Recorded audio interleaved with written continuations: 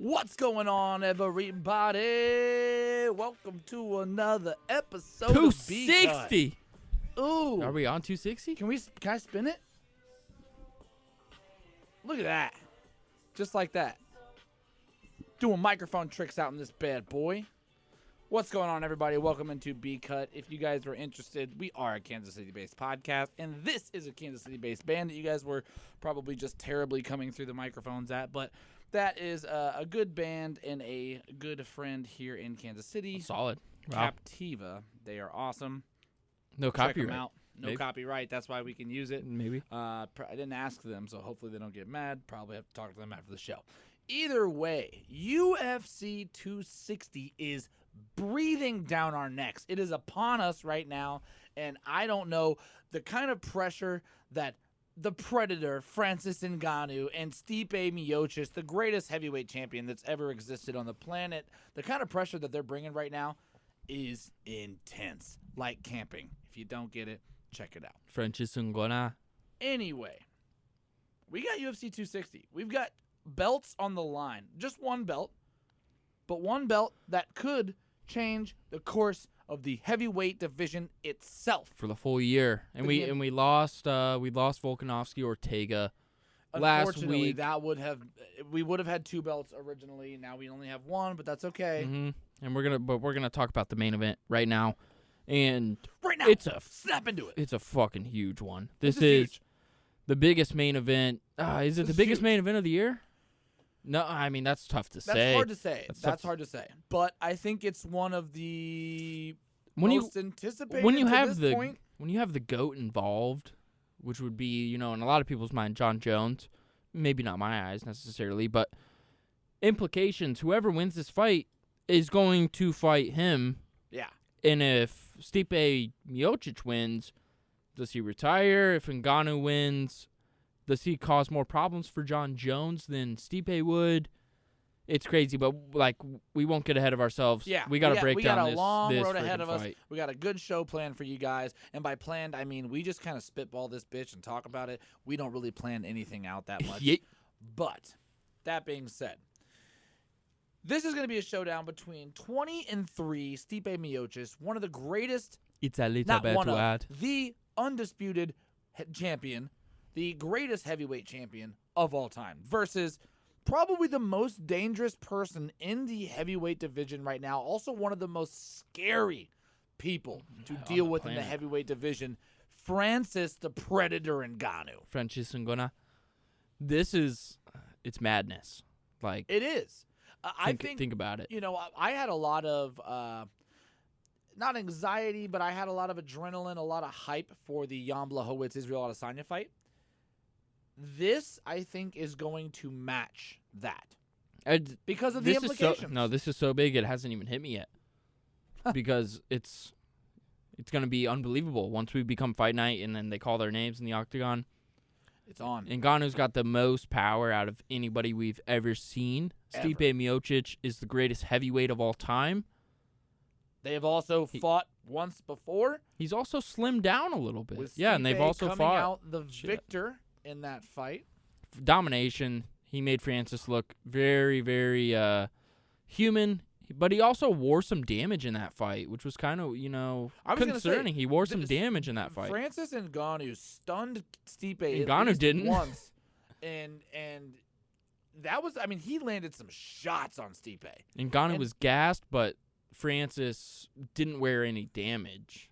No, but not Stipe really. did, but he dominated. But he so dominated it was a very, the fight, which very is weird which fight. is kind of weird. So, when you look at this fight, obviously when you look at their last fight, Francis Ngannou was still an up-and-coming, absolute rising star. Bottle rocket 32-year-old. Yeah, rising 32-year-old who just started training here in the last, 6 years, 5 years?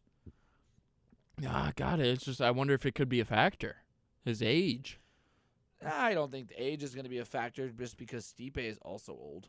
Like it's not it's not like Stipe is 28 and Francis is 32. I mean Stipe is 38 years old. It's weird because people think they have the recipe to defeat Ngannou, like DC, like John Jones, like Stipe, but there's sometimes it's just not an answer for the type of power that he brings. If he connects with you, you're not only getting knocked out, you are leaving the stratosphere. Your soul is exiting your body either through your skull or your asshole. So I was watching and it will ascend into heaven and look down upon you and go, damn, you got knocked the fuck out. I was watching Embedded today, and I was featured on Embedded, by the way. So for those who don't know, Embedded, great UFC series.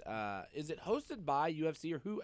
Hosted by? It's purely UFC. It's freelance photographers, then they compile all of it together, and then they'll send it to the UFC. UFC makes, I think, whatever they want their with own it. thing out of it. So, if you guys are not aware, Embedded is a project that is put out. It's on Fight Pass, is it not? You can watch it on YouTube.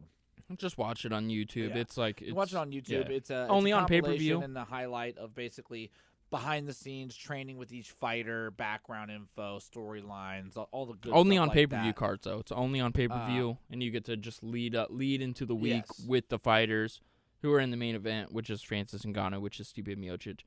And the reason I bring that up is because Josh was featured in it. I was featured in That's where I was going with that. Was Josh's? Oh yeah, I mean, I'm basically sitting in the presence right I now. made a cameo of a UFC. I made a cameo. Affiliated star. I made a cameo in a nice Embedded series. There's a certain scene while they were following Megan Anderson with her lead up to her fight against Mandy Nunez. I don't know why I blanked on the name for a second. And there was a blissful, stylistic and artistic moment where Josh turned like this. Yeah. And you caught his back of his jean jacket. I wear it a lot. Yeah. It was about a 1 second shot that will live in infamy forever. Thank you. It was about a 0.6. Yeah, 0.6. We are not seconds. Worthy. Thank you. We are not worthy. It's true. Sir. So, as this podcast, you have a guy that's featured on Embedded. So it's credential. And then you have a guy that interviewed Mike Davis. It's my credential, guy who interviewed Mike Davis and Derek Minner. Yeah. Very credentialed over here, and more interviews to come as well. Yeah. But I'm actually, for those who don't know, just an ex-college football analyst. I used to call Austin savant. Yeah, I used to call Austin P State games on the internet, on TV, and on the radio. So I was actually at one time a college football color analyst. Now turned MMA extraordinaire savant. And by savant, I mean I have a little bit of mental issues, not so much that I'm really. Oh man, they need this. They need this good background. If you're gonna watch, we love it. You got it. Got to know. Blake loves Joe Rogan. I like Joe Rogan. And Francis Ngannou's interview. It was a great. It was. If you guys haven't seen Joe Rogan's podcast with Francis Ngannou, think what you want about Joe Rogan. I happen to like him. Some people think he's annoying. Doesn't matter. He's one of the most popular podcasts on the internet. He's also a prime, longtime UFC analyst. But he, I think, has some of the best interviews ever conducted with UFC fighters. That's fair. Obviously, he's good friends with Brendan Schaub. It's just I haven't watched it. I haven't watched it. He had a great interview with Francis Ngannou, and Francis basically detailed his entire journey of escaping. He's from Cameroon, correct? No, yes, Francis Ngannou. The thing is, I haven't watched it. So if you sit through a Joe Rogan interview, which it's hard for me to do, just because my attention span is super short when it comes to those type of things. So if you sit through our B cut, man, I appreciate you. Yeah. I really this is only usually about 30 to 45 minutes. Joe's is about an hour. Yeah, he's from Cameroon. So he basically details his life in Cameroon before he became a fighter and his journey of trying to escape Africa to get the hell out to where he could finally be free and do his own thing. He ended up getting caught and I'm not going to give it away. I want you guys to go watch the interview because it's way better than I can give any justice for. But basically, he was able to escape. He escaped 3 separate times, and he got caught 3 separate times.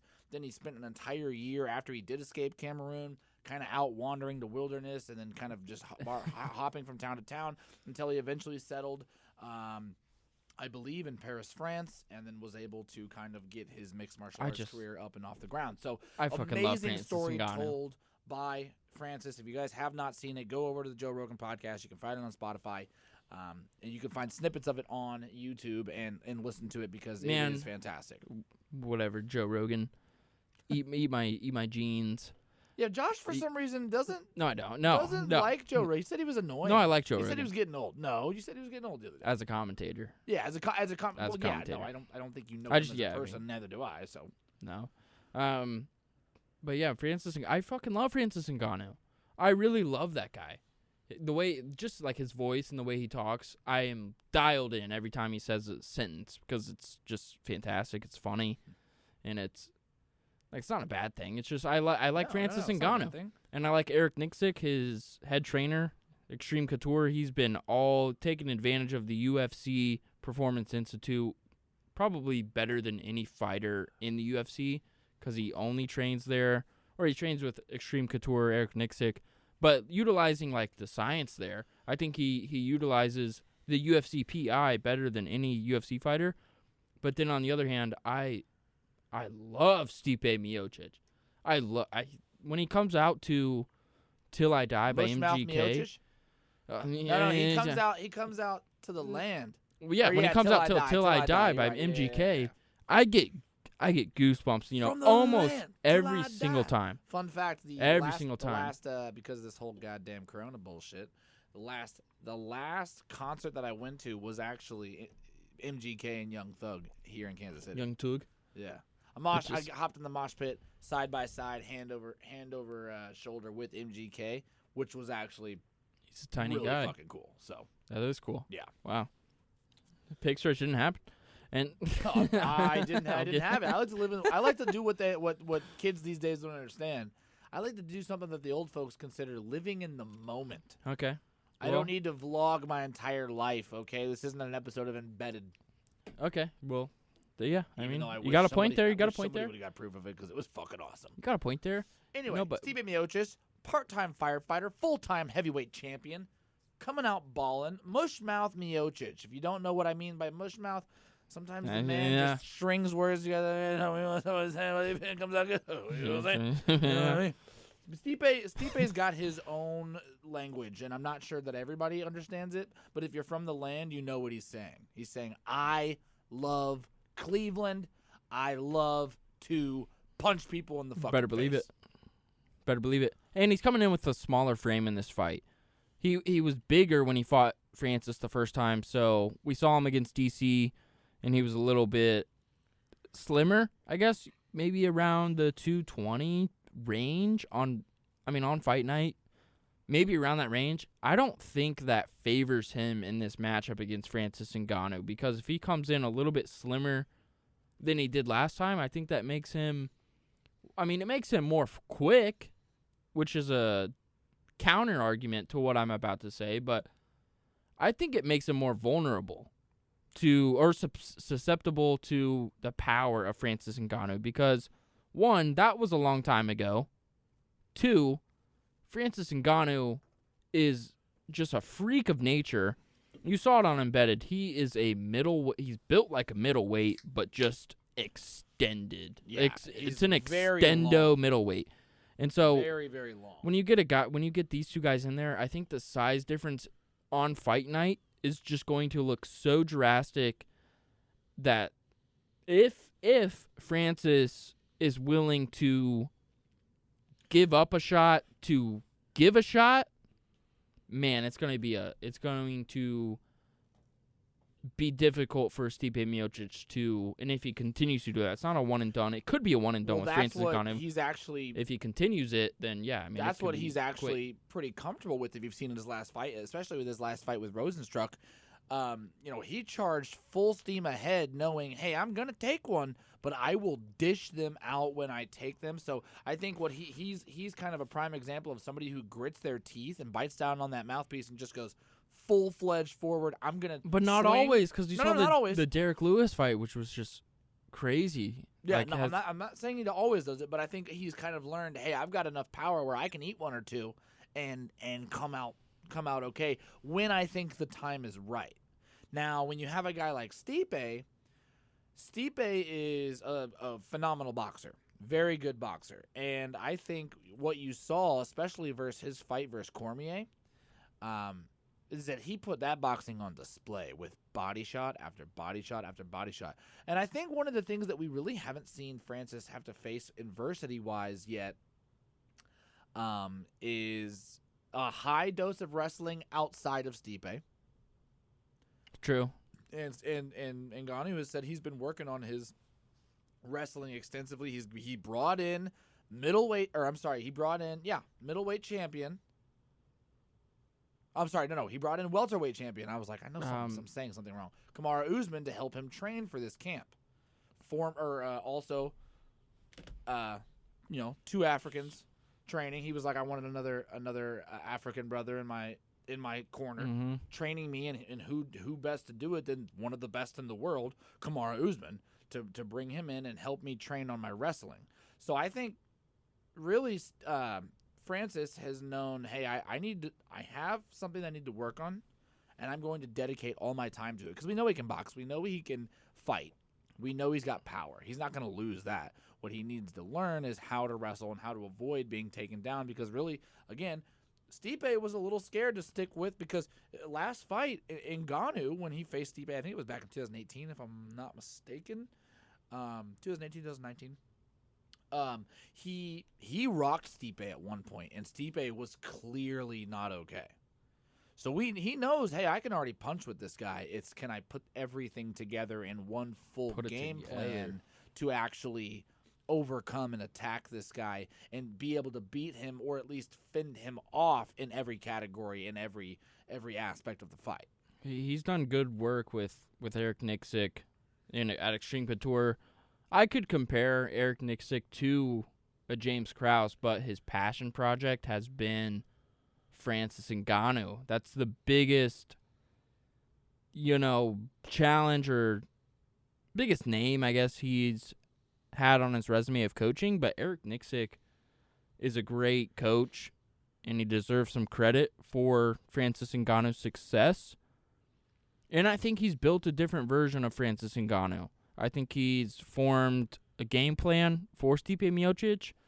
And you see Stipe Miocic, I'm going back to Embedded because I've done zero research for this second fight. Because why would I need to? I watched the first fight. Yeah. I'm just going to watch Embedded and see what the mindset's like. And that's Embedded's a great way to see that. And Stipe is he's very fun. He's just very, very funny. He's taking it very lightly. On fight night, it's going to be very intense. But fight week, he's not taking it too seriously. He's enjoying the process. He is the heavyweight champ, but he really doesn't act like he is the belt. He's not cocky about it at all. He's just enjoying the process. And then Francis Ngannou is playing soccer with little kids. With little boys that end up being girls. It seems super awkward with the camera crew and Francis Ngannou. I don't know why. It just seems like different because Stipe's like, hey, you guys need anything? You want a drink or something? And then Francis is like, are we done yet? What are you doing? Get out of here. Why are you still filming me? The red light is still on. And so, he seems like a freak of nature. Truly just a freak of nature. Yeah, I think we should. You ready to predict this fight and go down that road? Francis Ngannou versus. We gave Francis's background. We didn't really break down Stipe and his journey. Stipe doesn't just need a breakdown. Yes, you do. You got to give everybody the story of the sides. People know the story. He's the greatest heavyweight of all time. People know the story. Why is he the greatest heavyweight of all time? He's got the most defenses. Okay. He's beaten legends in the sport. DC, Fabricio Verdum. It's not like we're talking to Santos, Alistair Overeem. Yeah, we're not talking. People know this. We're not talking to novices Mark Hunt, over Andre here. Plasky. No, I know. No, but see, that's the thing. Sometimes you are talking to novices. Sometimes you aren't talking to novices. If the experienced people already know what we're talking about, they're going to agree with us. And this is the heavyweight champion of the world. They're going to be like, I don't know what you're talking about. Stipe is the heavyweight champion of the world. Of course. He's the baddest. Best friends with Machine Gun Kelly and LeBron James. He's the baddest man on the planet. He's from Cleveland, Ohio. He comes out to Till I Die by MGK. He is the GOAT at heavyweight. I think right now. This is almost a matchup of the blue collar firefighter champion, the man of the people, It's versus a little bit the too hard. African King, Francis Ngannou. You know what I mean? It's a little bit too hard. That's how I think it has to be billed. Like, this man is fighting for his reputation in his country, and Stipe is fighting with an entire city on his back. Cleveland people, I don't know if you've ever been to Cleveland, Josh. They Oh, are yeah, I've like, been to they have Cleveland. crazy pride coming out of Cleveland for some reason. Just like we do here in Kansas City. We love our city. You know that we do. Like, I've been to plenty of places where they didn't give a damn about their city. Jefferson City, Missouri, I feel like they don't have any pride in that. Clarksville, Tennessee, there's not a lot of pride going on down there in Clarksville, okay? So when it comes to Cleveland, Ohio, you get a guy like Stipe, a man of the people, part-time firefighter, full-time heavyweight champion. Then you get the African King coming out of Cameroon over there fighting. I mean, it's the Fighting bad. his Whoever ass wins off. is the baddest man on the planet. Whoever wins is going to be the baddest man on the planet. Now, before we Planet make our Earth. predictions, I want to talk about what the implications for whoever the winner is. Because I think that's going to weigh heavy on who wants it more, who's going to be maybe on their A game a little bit more. So let's start with Stipe, because I think that's a shorter outcome. Let's say Stipe wins. He beats Francis Ngannou for the second time. Obviously, it kind of, not necessarily, but it kind of derails Stipe or Francis's It would chance for the belt for a brief moment. It would probably be dominating too. If he beats Ngannou, it would probably have to be just outclassing. You think so? I don't think it's gonna be. If Stipe wins, it's not gonna be a close You don't think fight. it's going to be close? No. Okay. Francis is a one-trick pony kind of guy. Even with all the training, True. he's gonna knock you out, or he's not. Or he's not. Yeah, or he's, yeah. No, you're right. You're right. Okay. So let's just say, theoretically, Stipe wins. He's the greatest champion of all time. He's beaten Francis Ngannou twice. Now, next up on the plate, realistically, is Johnny Bones Jones. Do you think Stipe Miocic beats Francis Ngannou and says, hey, I'm good. I've pretty much proved everybody I've beaten the best of the best at the moment? Or do you think he says, to solidify my career, I have to beat John Jones, and I will undoubtedly, undeniably, undisputedly become the greatest champion that's ever graced this octagon at heavyweight? It would suck if he didn't fight John Jones. It would absolutely suck if he beat Ngannou for a second time, the guy he's already beat. For Stipe Miocic, this is for John Jones.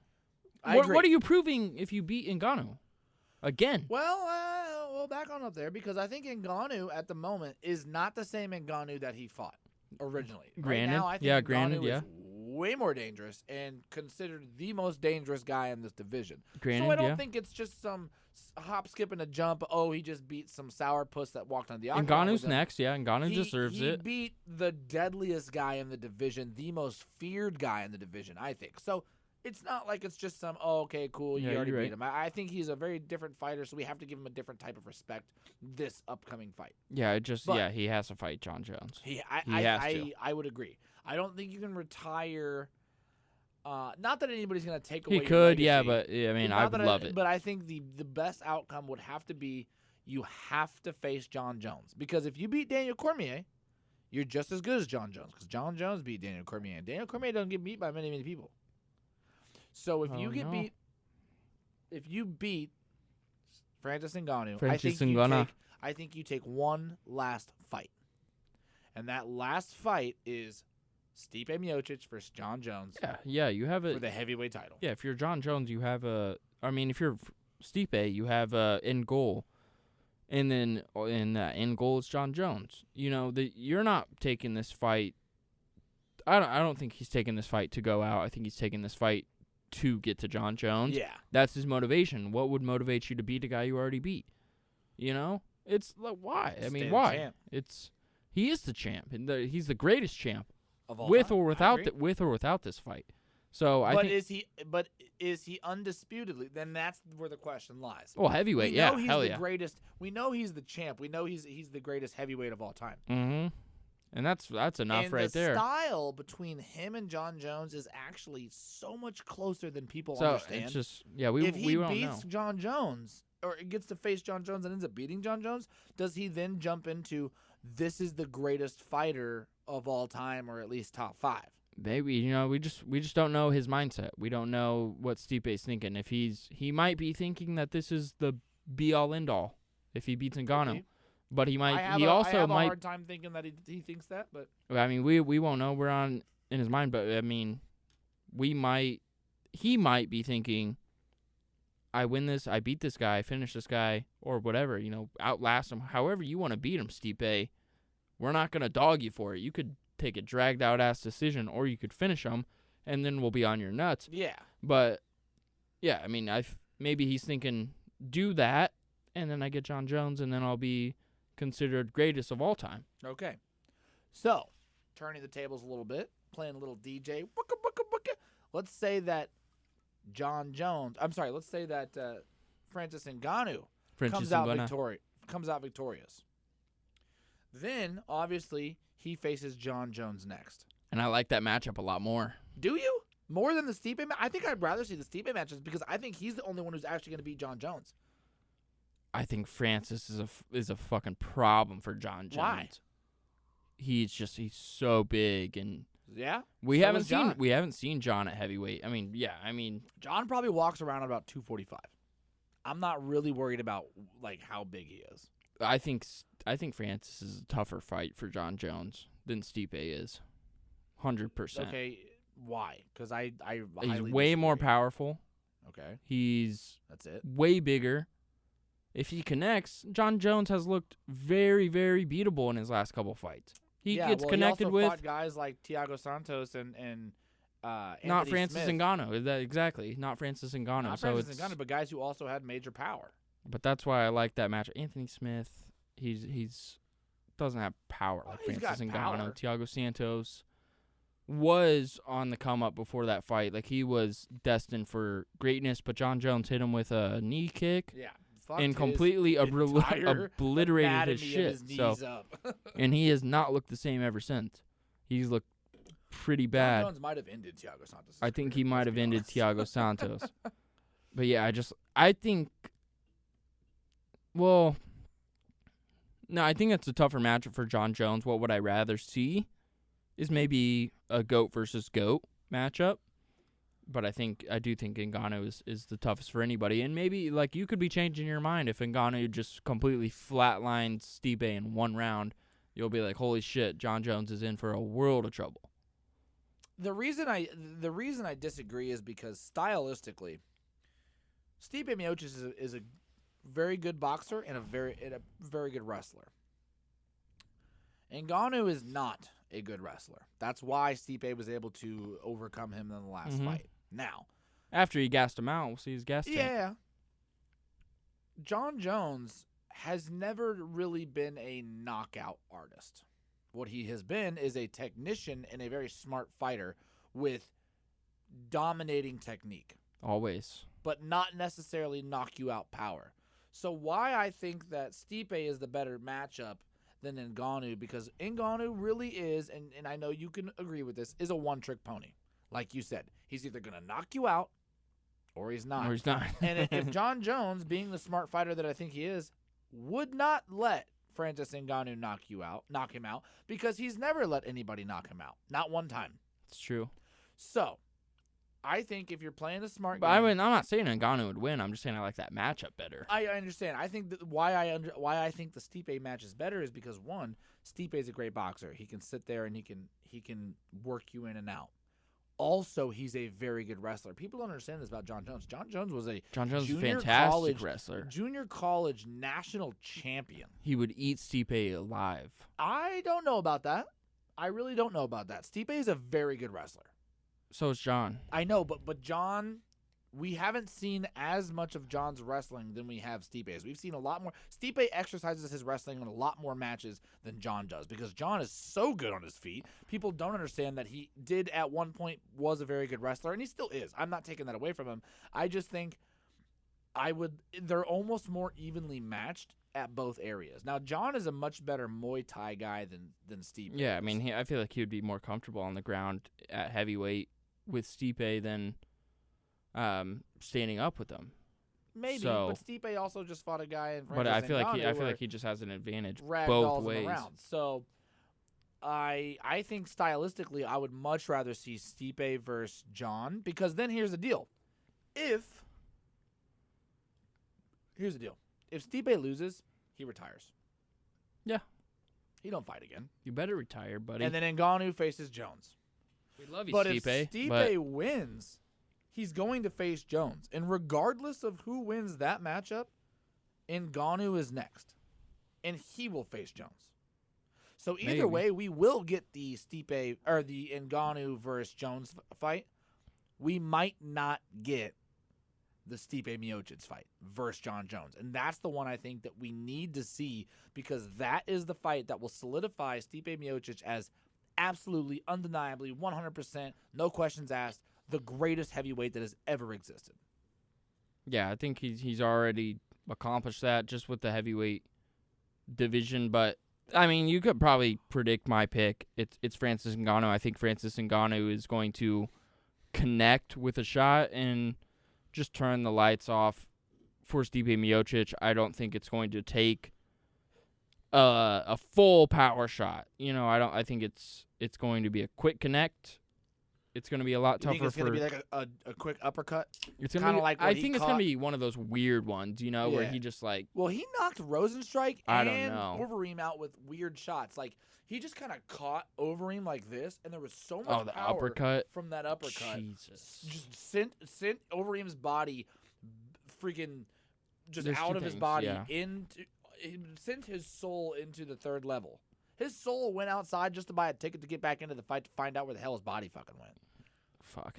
I obviously, if you haven't been able to tell by now, Josh has Stipe. I'm sorry. Josh All right, has yeah. I mean, I Ngannou. love Stipe. I've got Stipe in this fight. I think Stipe is putting this all on the line because he knows I have 2 fights left in my life. If I can just stay out of harm's way long enough to beat Ngannou, this is going to be setting the stage for almost an even bigger pay-per-view fight. It's the biggest fight in biggest fight. UFC history. It has to be. John Jones versus Stipe Miocic would be the biggest fight in UFC history. It'd be the biggest fight in UFC history. It would have been Adesanya Jones. Yes. But no, this is going to be the biggest fight in UFC history. Just side note, speaking regardless. of that, I think after watching the performance versus Jan Blachowicz, I don't think that fight would have actually been as fair as people think it would have been. I think John Jones would ragdoll Adesanya. I truly believe that after watching the Jan Blachowicz fight.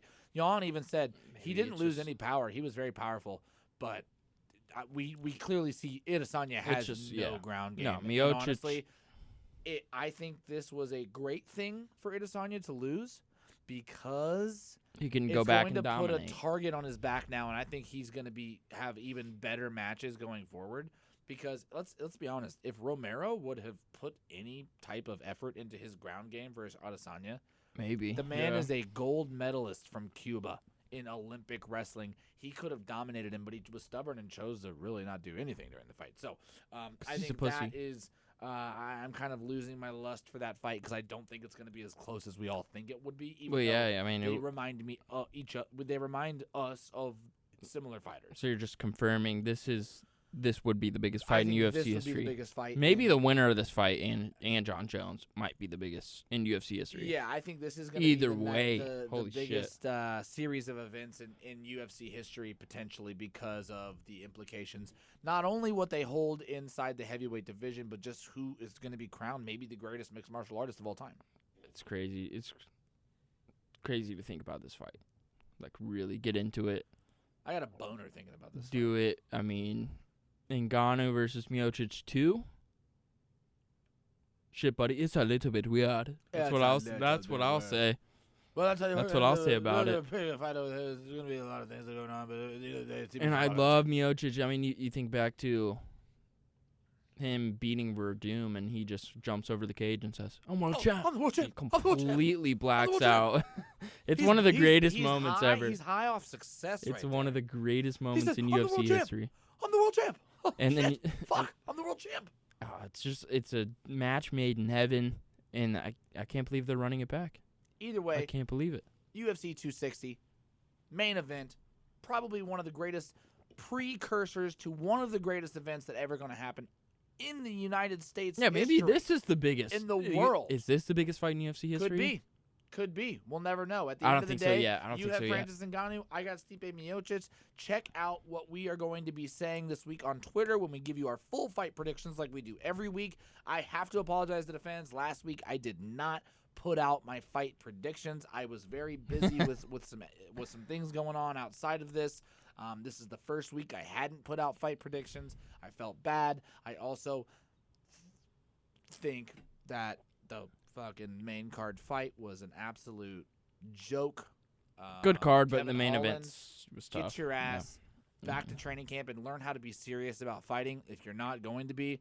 I mean, I'm all fun and games, don't get me wrong, but get the fuck out if you're not going to take this shit seriously. Derek Brunson just made you look like a bitch. So I Brunson got Stipe sucks, Miocic. too. Yeah. That's why I was like, dude, Kevin, what are you doing? I got Stipe Miocic. That's Josh Byers. He's got Francis Ngannou. Catch all of our predictions coming up. We're about to tell you what the rest of the card is going to look like, especially going forward with other events as well. This is a great episode of Be Cut.